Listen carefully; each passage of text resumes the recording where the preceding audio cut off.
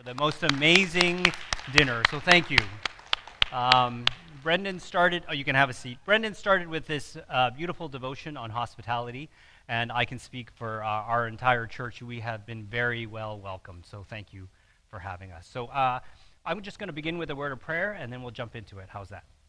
So Father God, we just thank you for your church, the church that is localized here in Maple Ridge, here on Dooney Trunk Road, as well as the Tapestry Church, and how we are, in many ways, just your church. We are a family and a community centered around your Son, Jesus, and he's the reason why we are here.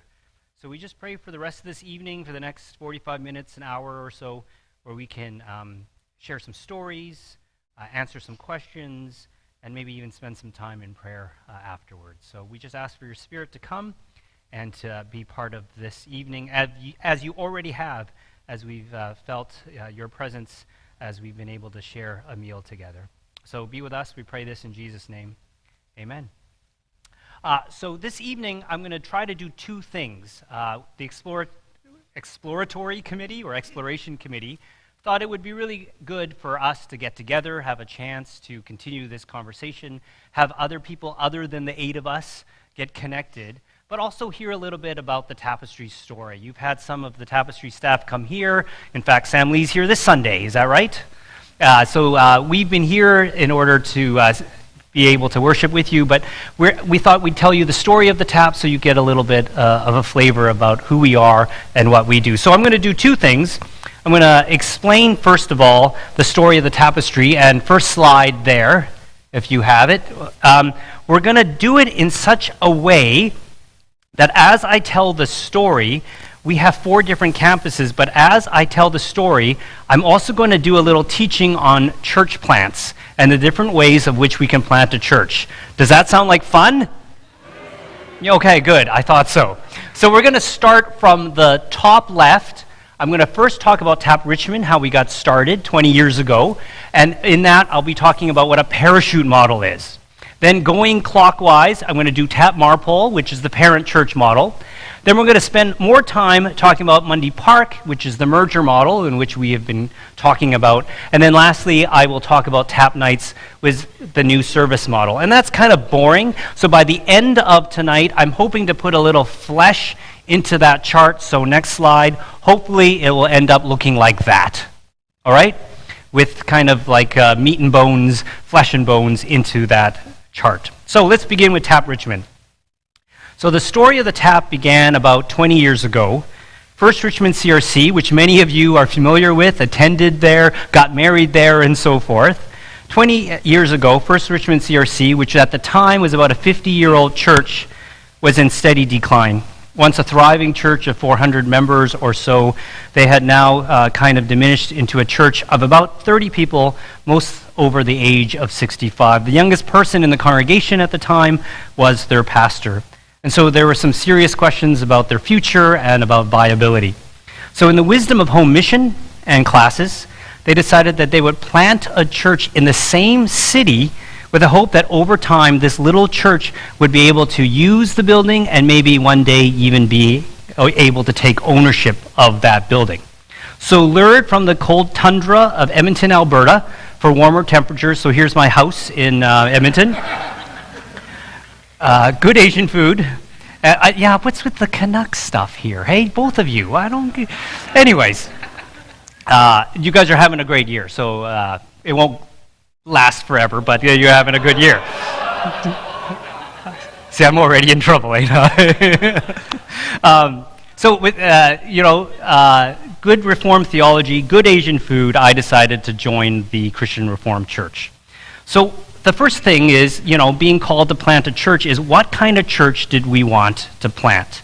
And I very much felt very convicted to plant a church that was neighborhood-oriented and ethnically diverse. And the reason behind that actually had a lot to do with my upbringing and my personal church history. You see, my brother and I grew up in Edmonton, Alberta in the early 70s, and we were the only 2 Asian kids in the school and in the neighborhood.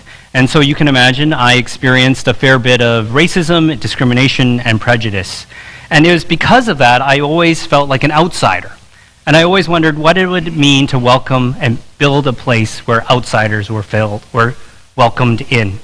And I also grew up in 2 church plants because my dad actually planted 2 churches in Edmonton. And in the church plants, I heard these stories from the book of Acts over and over again.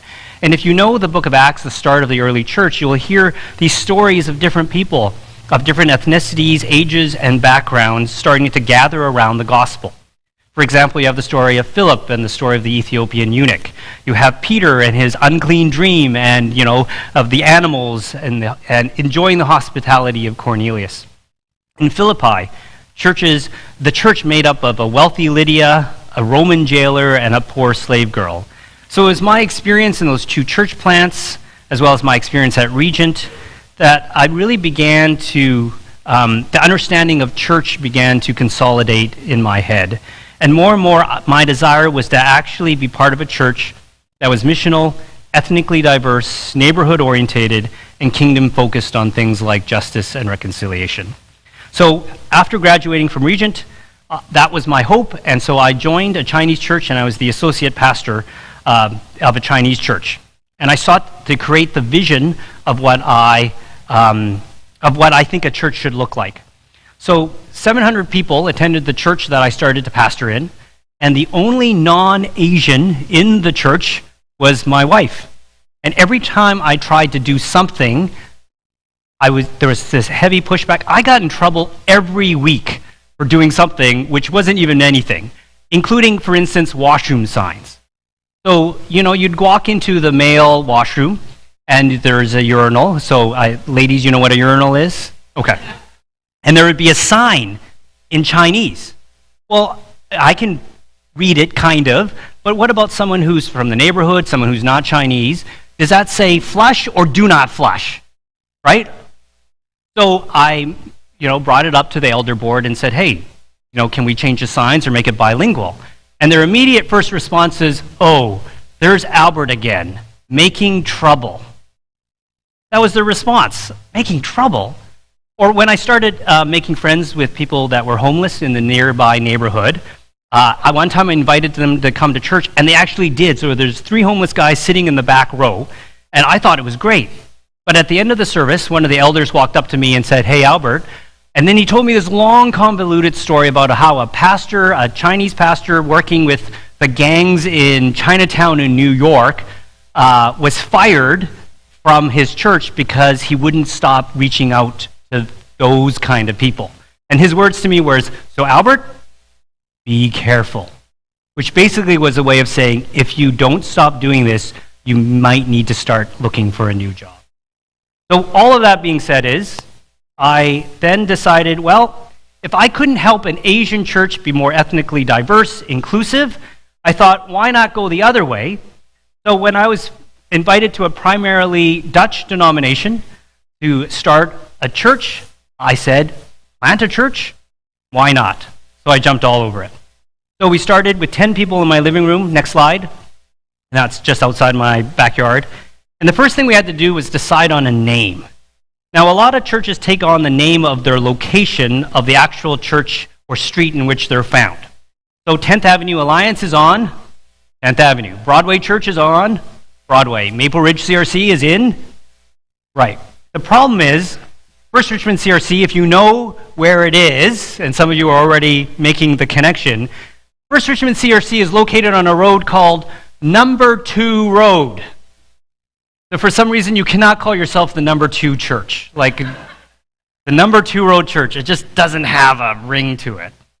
So we thought of some cool hip names like Mosaic and Canopy, and after sitting a while praying about it, we came up with the name Tapestry, with a byline of a community woven in faith. And we thought, this is so good, right? Play on words. What's on tap? Get tapped in, so on and so on. The aha moment was when I did a search in the Bible of where the word tapestry appears. And it doesn't really appear anywhere in the Bible. But thankfully, Eugene Peterson, in his translation in The Message, does write it. And I fell off my chair when I read what was written in Galatians 2, verse 2, and it reads like this. You're not in this alone. I want you woven into a tapestry of love, in touch with everything there is to know of God. Isn't that so good? And that's our hope, is to live up to that name. Our hope is to actually weave people of different background, color, ethnicity, social strata into the fabric of a Christian community. So despite being called by First Richmond CRC and them providing us financial support, there was unfortunately not a lot of connection between us and our parent church.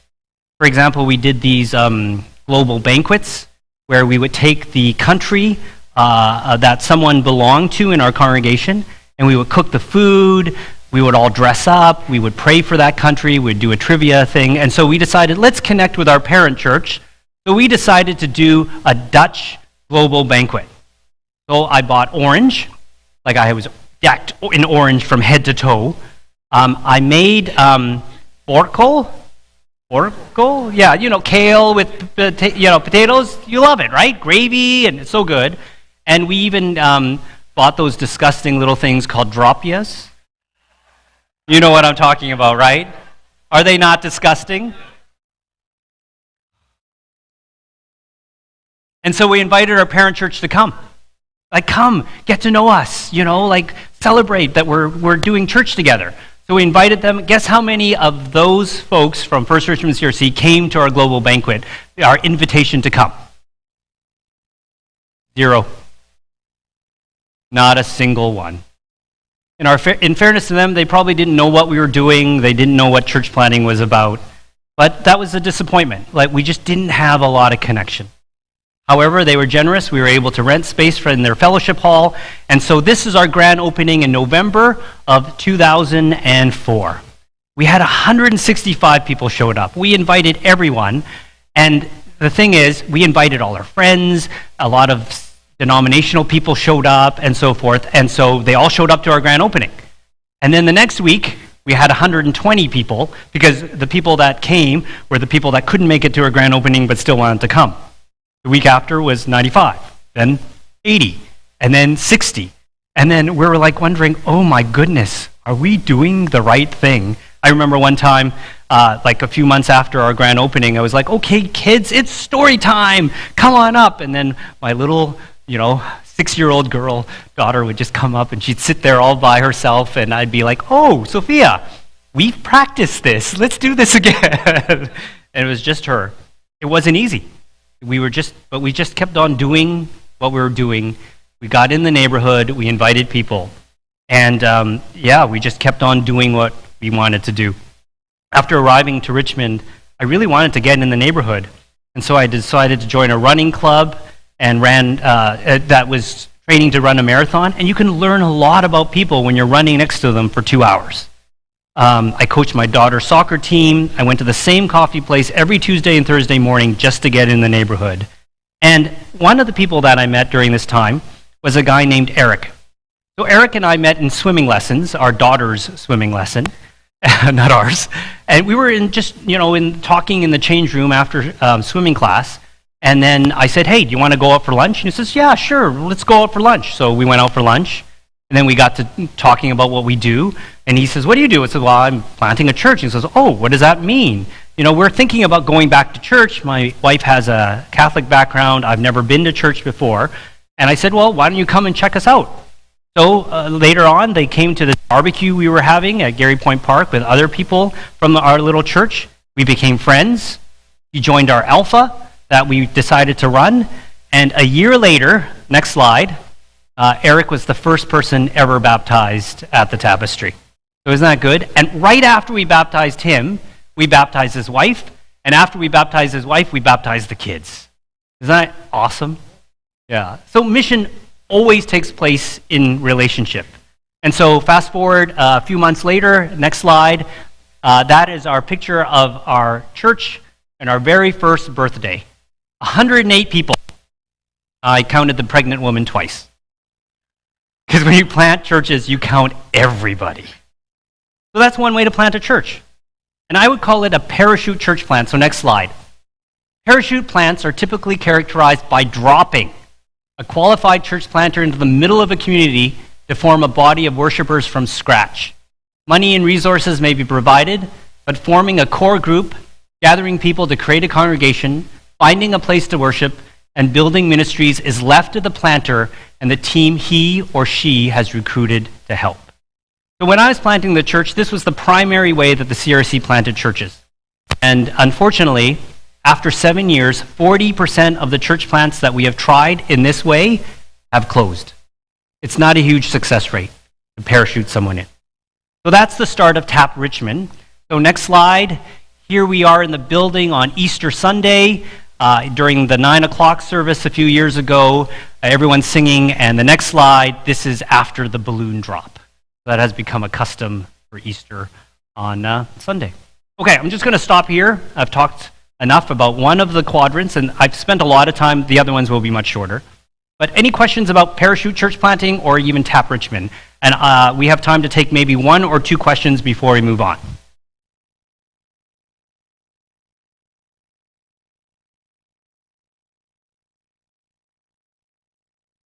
Good. Okay. I did such a not so good job that it didn't raise any questions. That's great. Oh, you have a question. All right.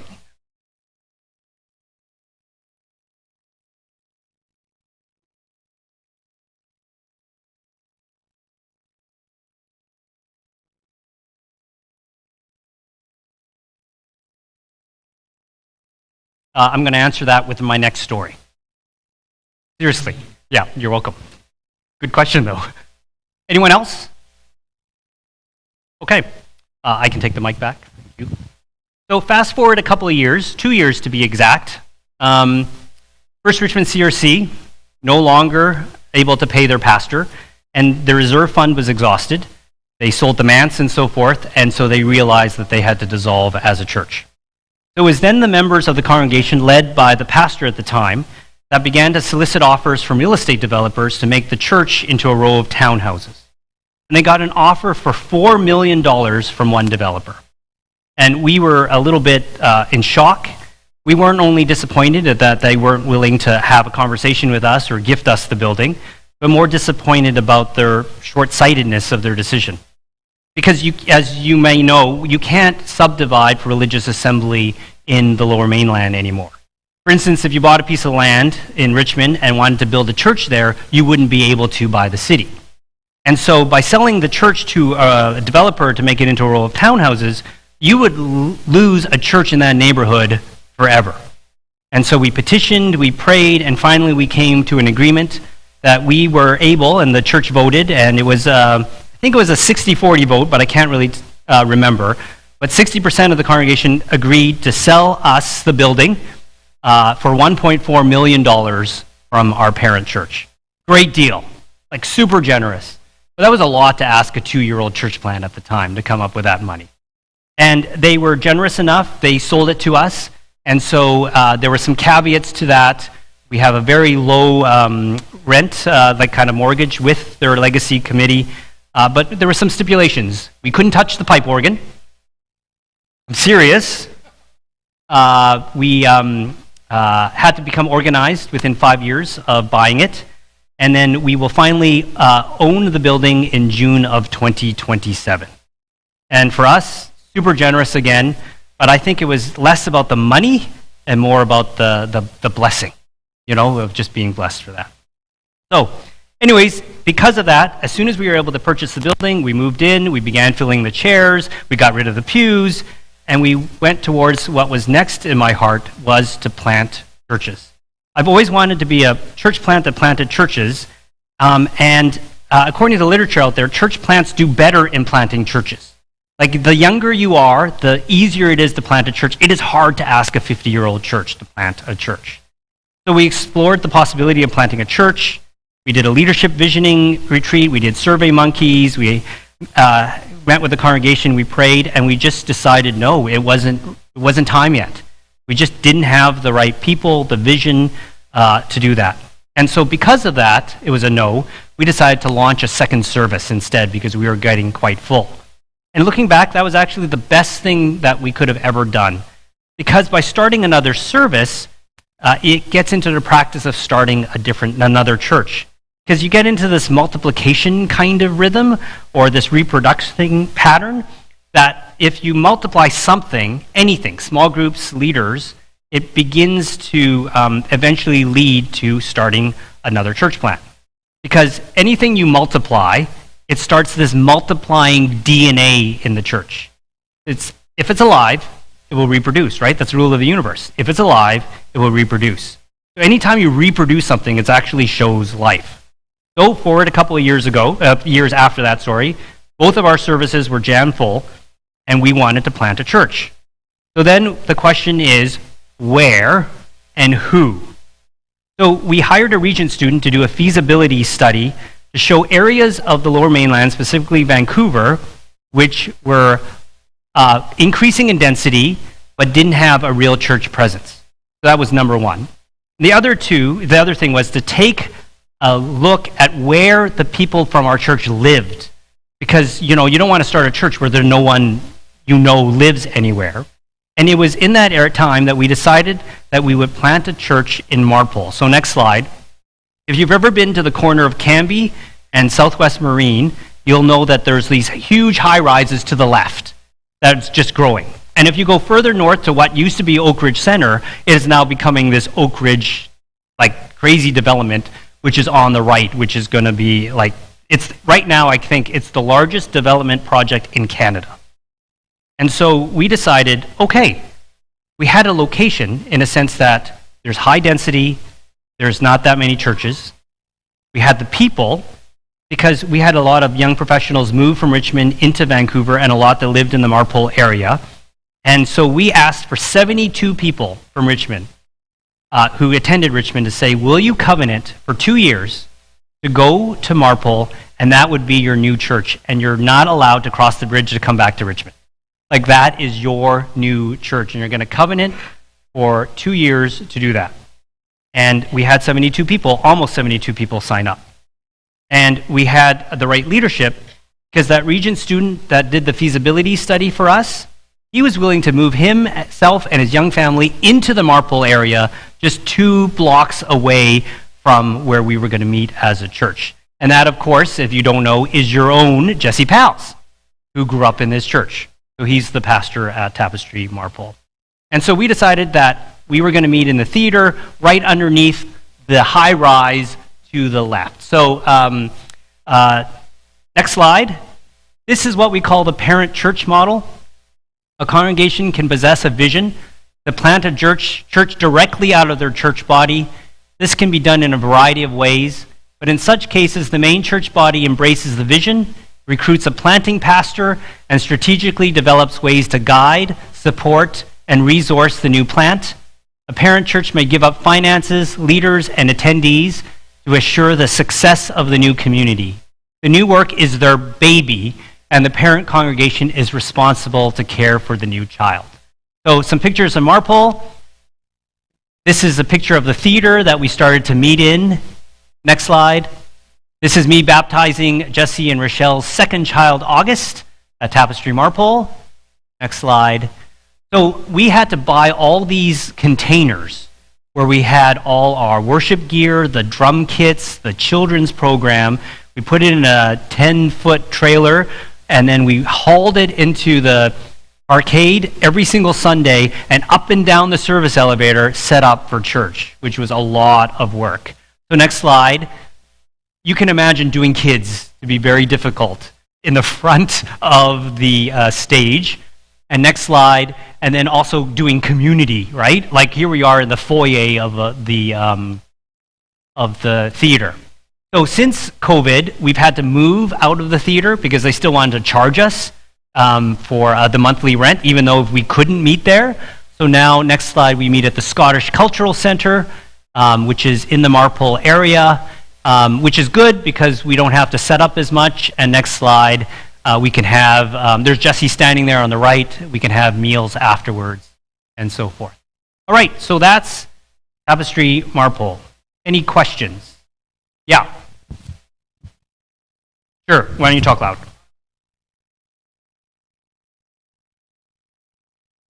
Yeah.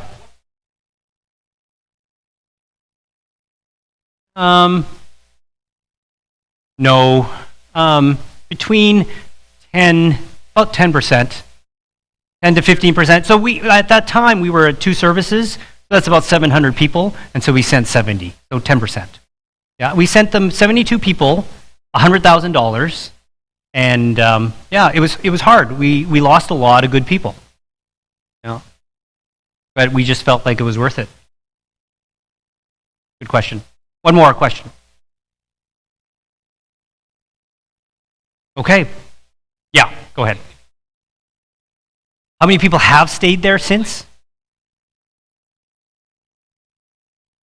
Yes. Majority of them have become their home church. I think, Marple is now 8 years old, and so, or 7 years old, and there have been a number of people that have left the church, but they haven't come back to Richmond. They've just decided to leave the church for various reasons, which isn't new in terms of where we are.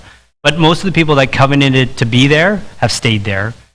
Some have trickled back, but most have stayed there. I would say 90% have stayed there, and that's their home church and still remains there. Good question. Okay, I'm gonna invite Sam to tell the Mundy Park story, and then after him, we'll spend a little bit more time with some Q&A because this is probably the one that most interests you. Okay, Sam, here, I'll give you the mic. Yeah, you sure? Yeah. Okay.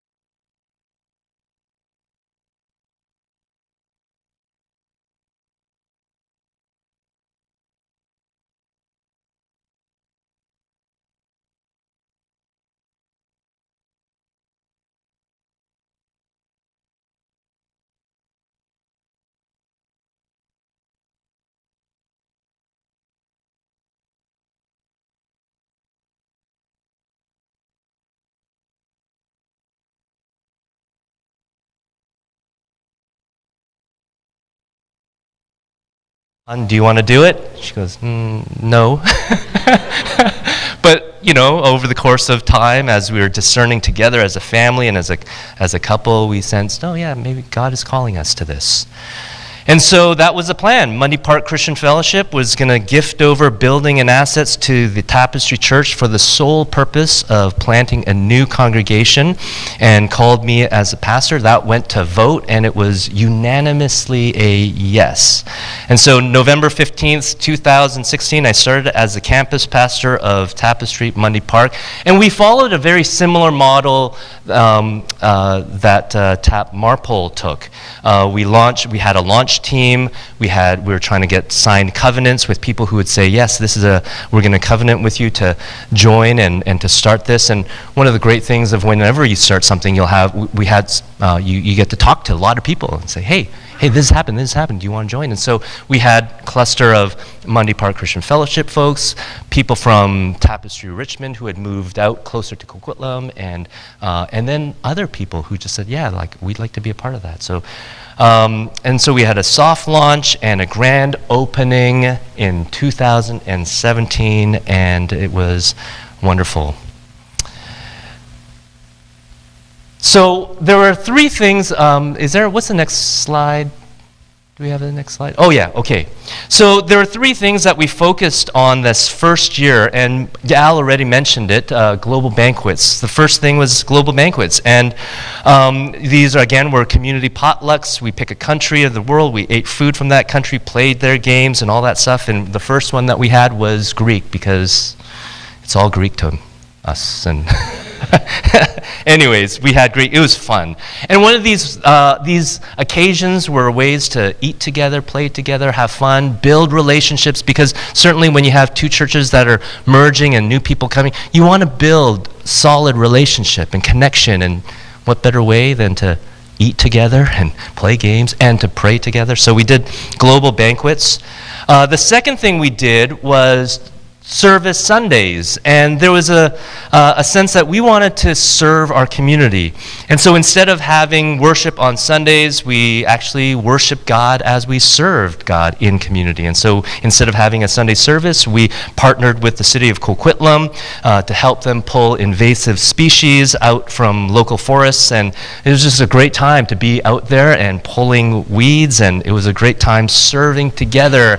And again, another wonderful thing when you're having people come together, not just eating together, praying together, but serving together, side by side, doing an act of service for the community, having a shared mission.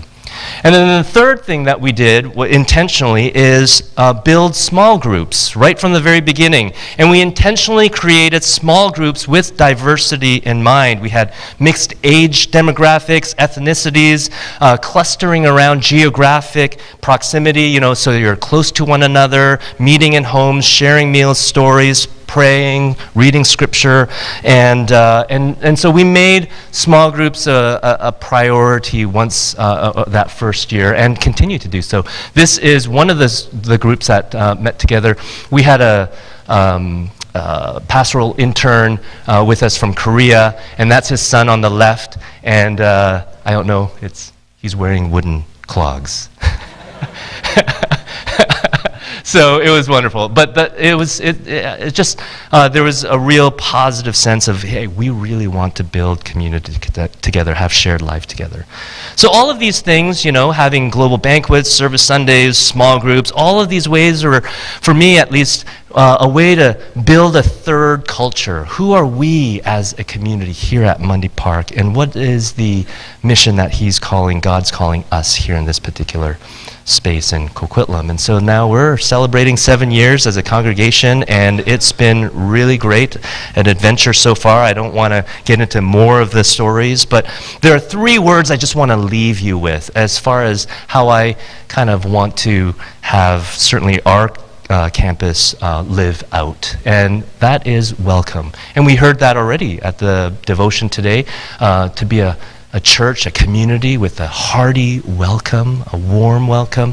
Hospitality is certainly a central feature and culture of the Tapestry throughout, and has always been at Mundy Park, and so a warm welcome.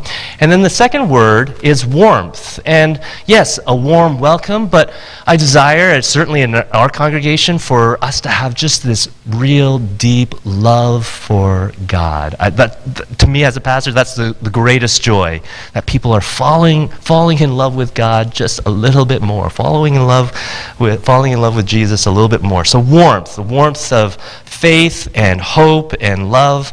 And then the final word is just witness. This is us several years ago going on a prayer walk. These are Semiquaela or Riverview lands, and one of the ways that we wanted to pay attention to what God is doing in our neighborhood is by going on prayer walks. And so we hosted a couple of these where we'd walk the lands and we'd stop at different buildings and learn the history of it, and then to pray for what was going on in the buildings and the history. And it's just a way to say we want to listen to what God is calling us to. So those three words: welcome, warmth, and witness. Thanks, Sam.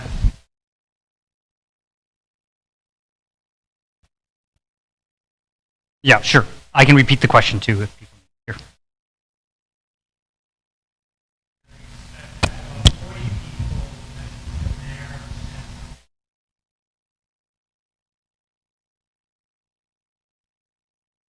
Correct.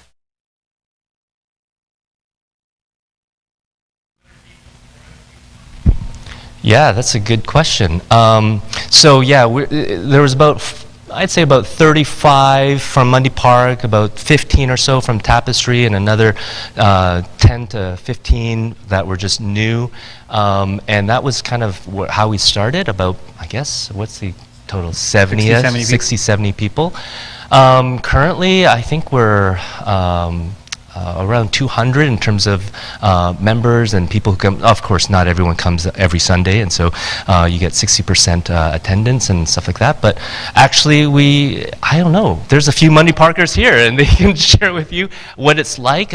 It's quite diverse now. There's certainly the older. We're 8 years in, almost 7 years in. Yeah. So there's been some.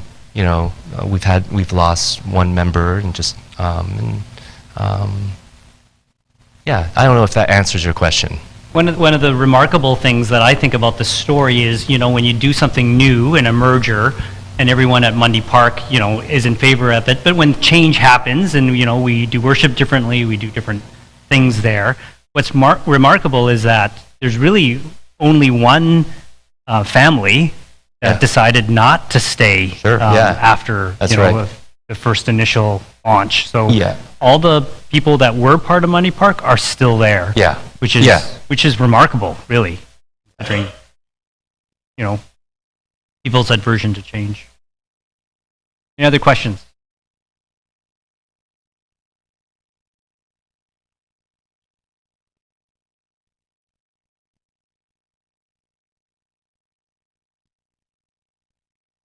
That's a very good question. I'd say we have a mix, but I think COVID has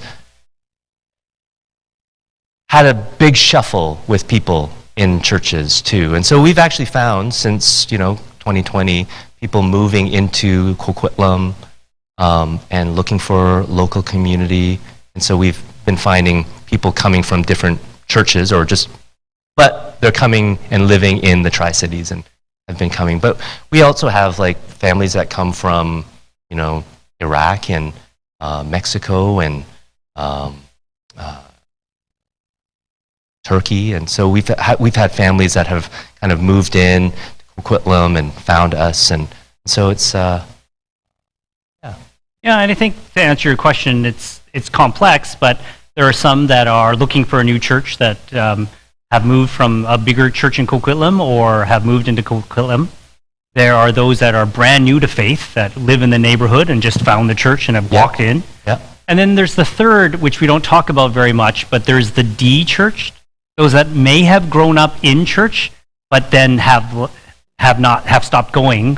But what we have found is as soon as they have a child, they show up at the church doors again. Yeah. Right? It's just one of those phenomena. Sure. So we have all three of those pockets, I think, at Mundy Park. Yeah. Is that fair? That's right. Yeah. Yes, Kathy.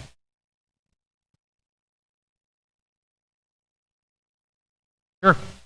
Yeah, I can do that right now. I wasn't planning to, but I'll do that right now. So right now, the Tapestry Church is one church with 4 different campuses.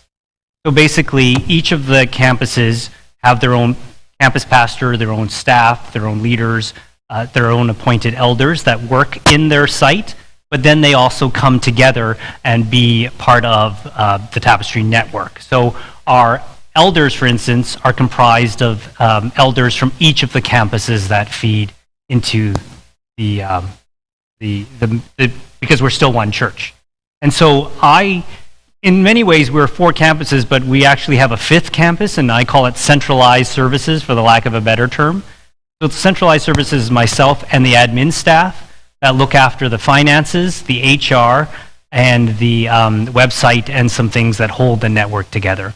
So centralized services, it's a terrible name, I know, sorry, is basically the administrative hub that helps resource all the campuses, that make sure that they can continue on mission, and we worry a little bit about the operational stuff, and they can do a little more of the church stuff. If that makes sense. Yeah, but we're one church with 4 different. We're trying to be the best of both worlds, where we're trying to be one large church with a lot of kingdom reach, shared mission, and collaboration, and yet also have the freedom to have the churches be very incarnational in their neighborhood and do programs and events that cater to their neighborhood and their congregation. We're trying to do the best of both worlds. Sometimes, obviously, we don't do either well, but we're trying to work that out. Does that help answer your question? Anyone else? Yeah.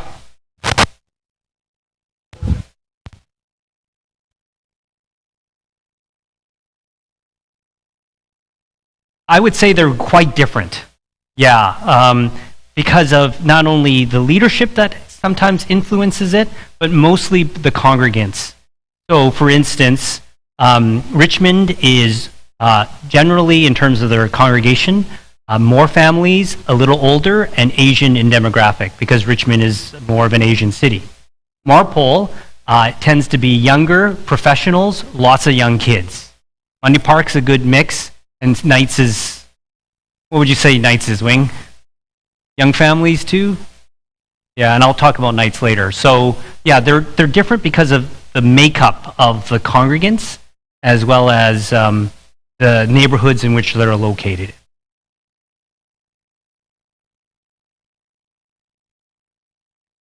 Similar-ish, but again, different. So, for instance, Richmond is very normal. I don't know what normal is.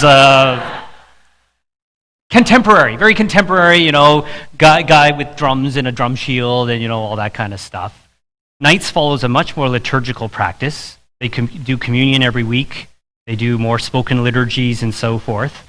So a little more liturgy and stuff like that. Marpole is probably the least liturgical. Like, you know, they'll sing 3 songs in a row, can you believe it? And, you know, do communion when they feel like it. So, you know what I mean? It's very less liturgical. And Mundy Park's a nice mix. You're a blend, yeah. Mundy Park probably sings the most hymns out of all the campuses. So, yeah, worship styles is actually different. Because, again, it depends on your congregation and the leaders, and what the worship pastors or the worship directors have a different, different way of doing things. Yeah.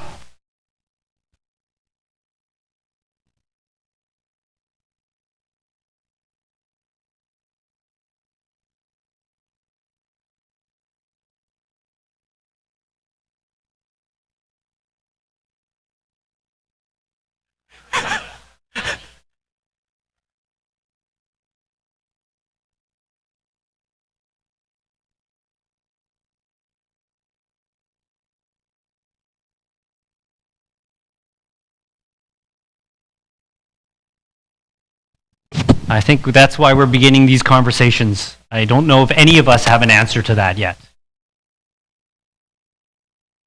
How's that? Couldn't tell you, but I will say maybe you can talk to a little bit about Sam about negotiating, or the older church, the newer church. Like how did you figure out what Mundy Park was going to be given these two different visions sometimes? Yeah, I kind of went like very much similar questions like how am I going to lead this congregation? Somebody told me keep it simple, A, B, C. Asset-based community, D, development. And so who are we? What are the assets, the gifts, the charisms? Who are we as a congregation? What are the things that we care about?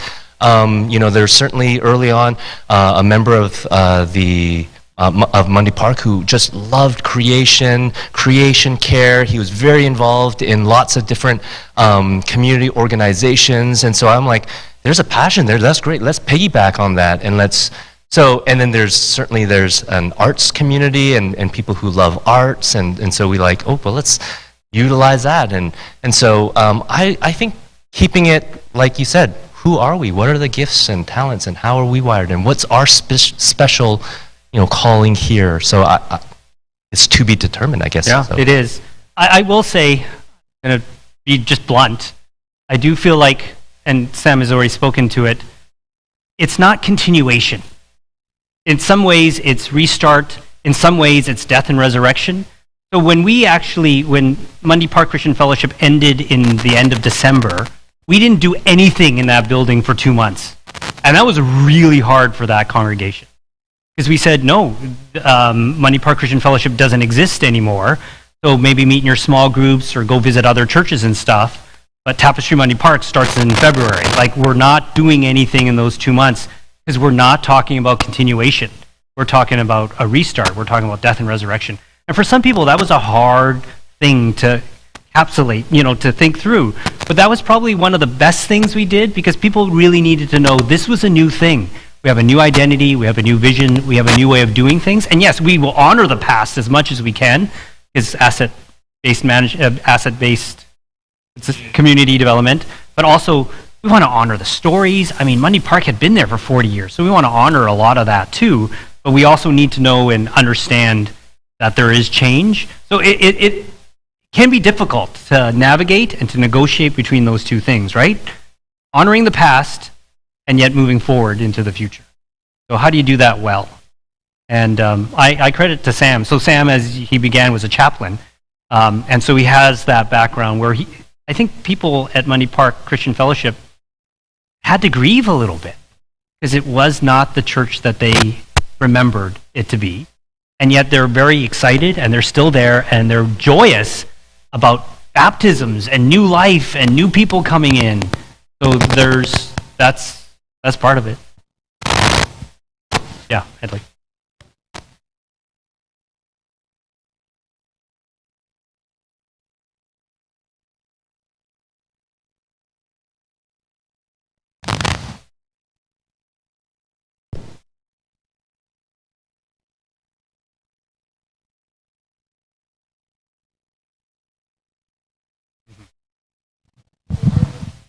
Yeah.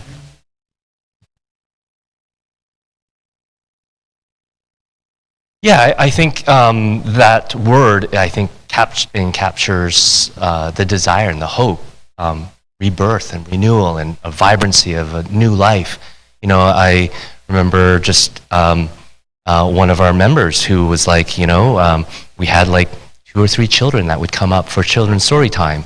But now we've got 3, 4, we got 10, 20, kids that come, and and seeing all the kids running around. So like for her who's seen, the life cycle of a church, is just a sign of, renewal and new life and all of that stuff.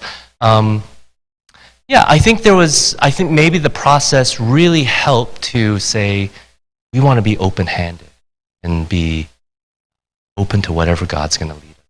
So I think that was a real wonderful posture from the beginning. I forgot to mention that in December, Mundy Park Christian Fellowship had a banquet, and they got together and they invited all of the members, and we had catered food and good wine, and we celebrated what God had, His faithfulness over the years, and we had story after story being told, and it was wonderful to just celebrate. This is God's faith, this is God's church, right? And we're celebrating the past, and we said, all right, let's put our glasses up, let's toast the future. And so there was a real sense of conclusion and then anticipation of something new. So, yeah.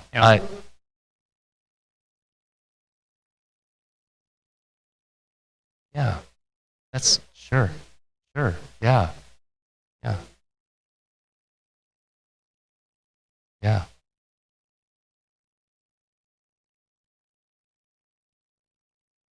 yeah, yeah,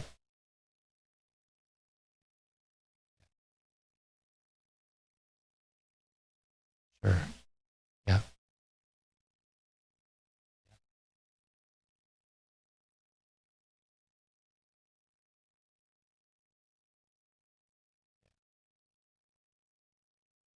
right, yeah, One of the things, speaking of renewal, that has been a blessing is that as we started launching, a lot of the Mundy Park generations have left that church to other churches or moved away and stuff. But as we've begun, a lot of the kids of the people that belong to Mundy Park started creeping back into the church, which was really neat to see because it shows that it's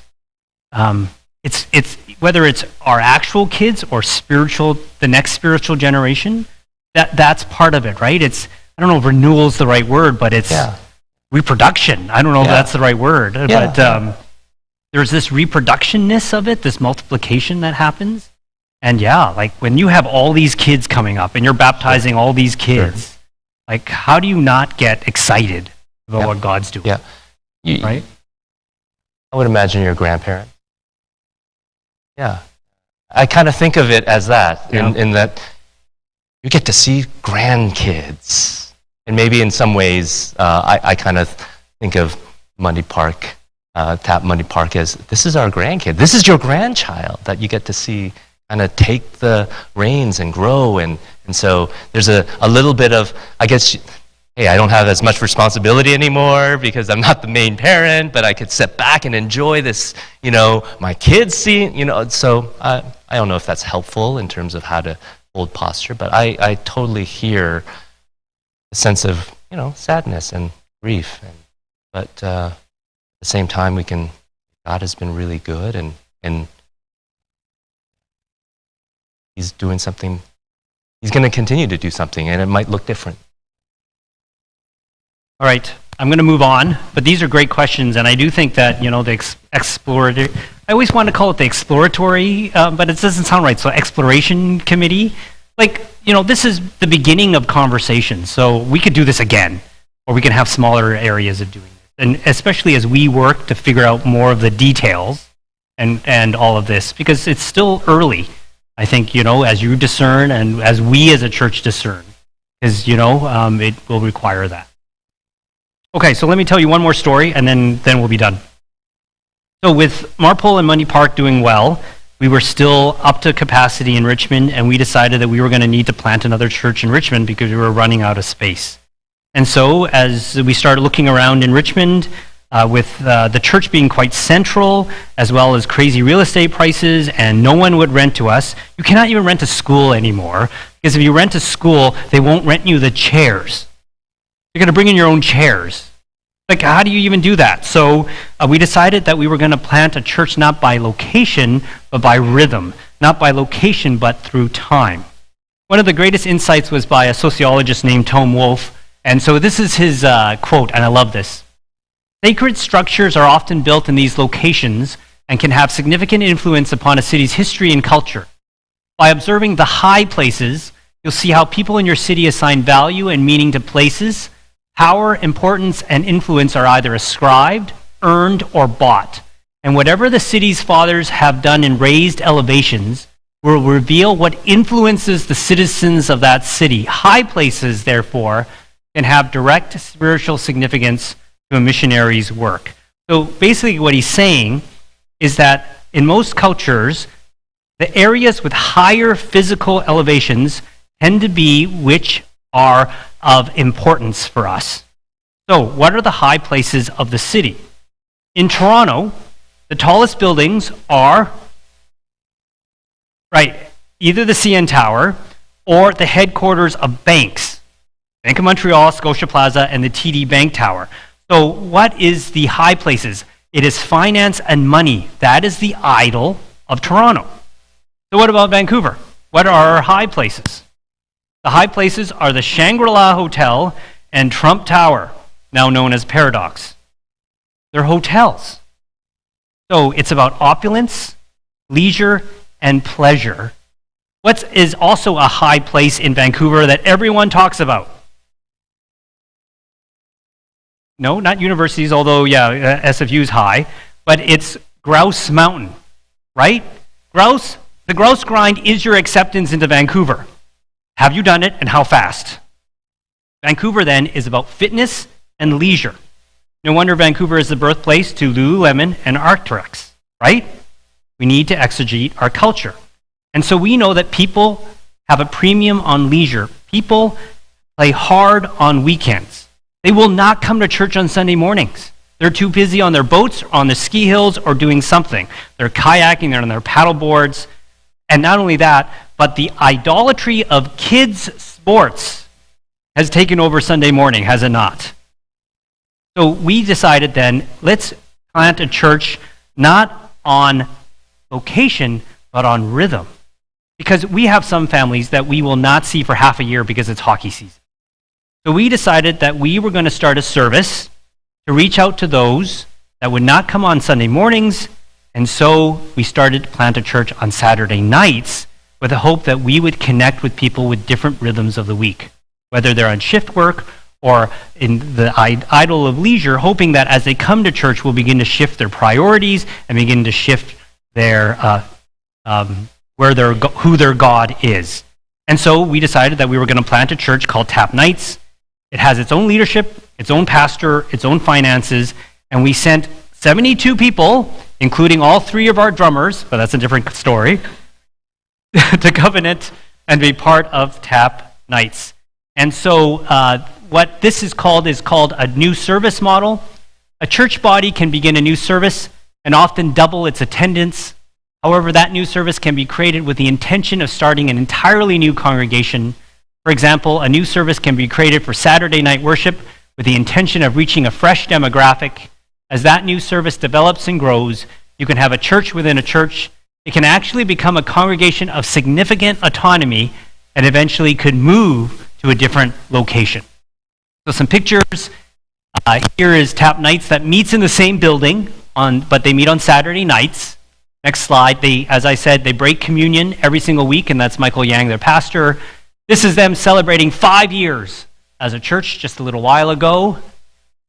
They always turn around as they're being sent out for the benediction, and afterwards there's often food. So that's Tap Nights as a church.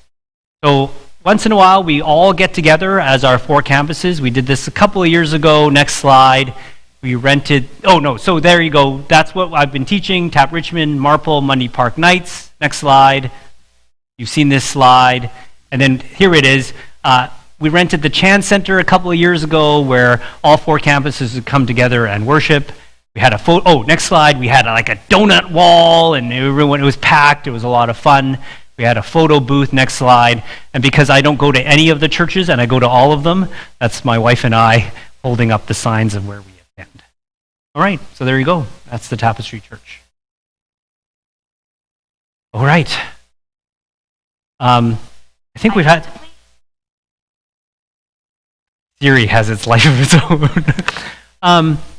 I want to be mindful of time. It's 8:30, but I do think if it's okay, if we can stay for 10 minutes and just pray, I think that would be worthwhile.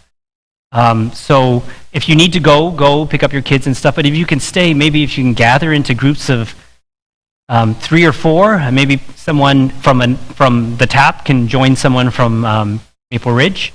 We'll just spend 10 minutes praying for discernment and praying for God's will and seeing what God has in store for Maple Ridge, CRC, and what God might have in store for the Tapestry as well. And maybe those 2 things might merge. All right.